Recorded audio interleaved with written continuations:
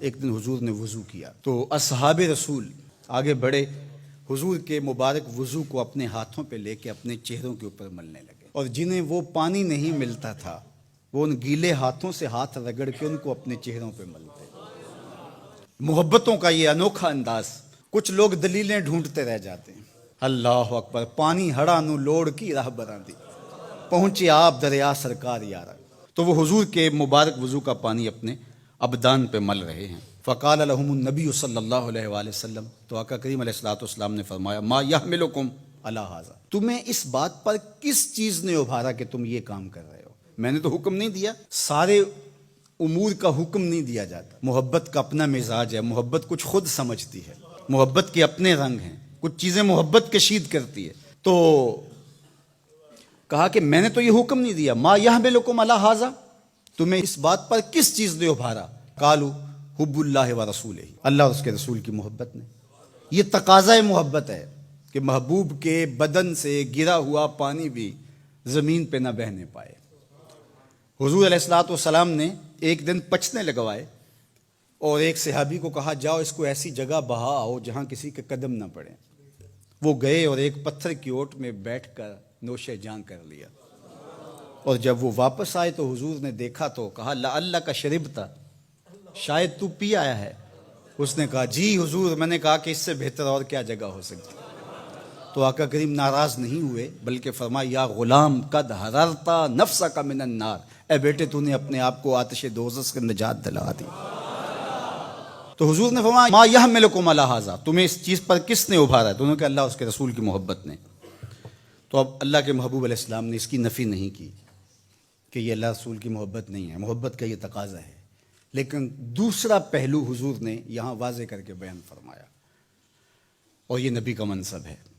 آقا کریم نے ارشاد فرمایا، من سرہ ان یحب اللہ ورسولہ او یحبہ اللہ ورسولہ، جو اس بات کو پسند کرتا ہے کہ وہ اللہ اور اس کے رسول سے محبت کرے اور اللہ اور اس کے رسول بھی اس سے محبت کریں، فلیصدق حدیثہ اذا حدث، اس کو 3 کام کرنے چاہیے۔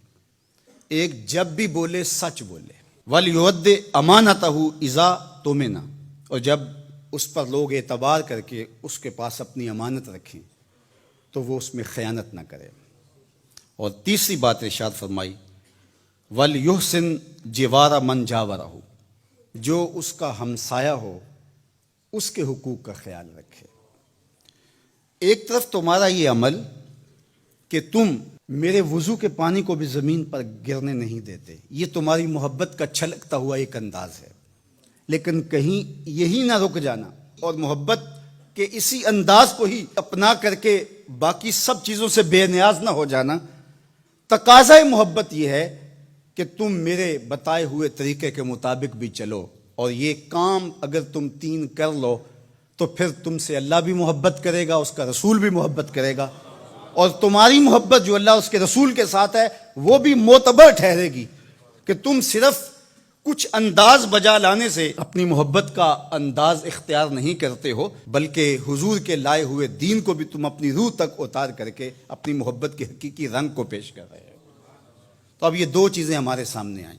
کچھ لوگ تو اس طرح حضور علیہ السلام کی بات کرتے ہیں کہ سویر سے لے کر شام تک وہ حضور کی محبت، حضور کا پیار، حضور کا نام، حضور کے ساتھ عقیدت کا اظہار مثالی ہوتا ہے۔ ہم نے دیکھا ہے کہ حضور کا ذکر آ جائے تو ان کی آنکھوں سے آنسو ٹپکنے لگ جاتے ہیں، اور ان کا وجود حضور علیہ الصلوۃ والسلام کی محبت سے، حضور علیہ الصلوۃ والسلام کے پیار سے، حضور کی الفت کے نور سے بھرا ہوا دکھائی دیتا ہے۔ لیکن ہم جب دیکھتے ہیں تو وہ 5 گانا نماز بھی نصیب نہیں ہوتی، اللہ کے بندوں کے جو حقوق ہیں ان میں وہ بہت زیادتی کر رہے ہوتے ہیں۔ اور دوسرا رویہ یہ ہوتا ہے کہ وہ تہجد بھی پڑھیں گے، حقوق العباد کا خیال بھی رکھیں گے، لیکن حضور کا نام بھی صحیح طریقے سے لینے کی توفیق نہیں ہوتی۔ تو 2 پہلو ہیں، ایک طرف ادب مفقود، دوسری طرف عمل مفقود۔ حضور علیہ السلام نے کہا کہ تمہارا یہ عمل کہ تم میرے وضو کے پانی کو بھی زمین پر نہیں گرنے دیتے، اور دوسری طرف یہ کہ اگر تمہارا یہ عمل نہیں ہوگا تو پھر تمہارے اس عمل اور تمہارے اس رویے کی تحسین نہیں کی جائے گی تو توازن کے ساتھ آگے بڑھنا چاہیے. آپ عمل میں بھی طاق ہوں اور عقیدت کے رنگ بھی آپ کے بشرے سے دکھائی دیں.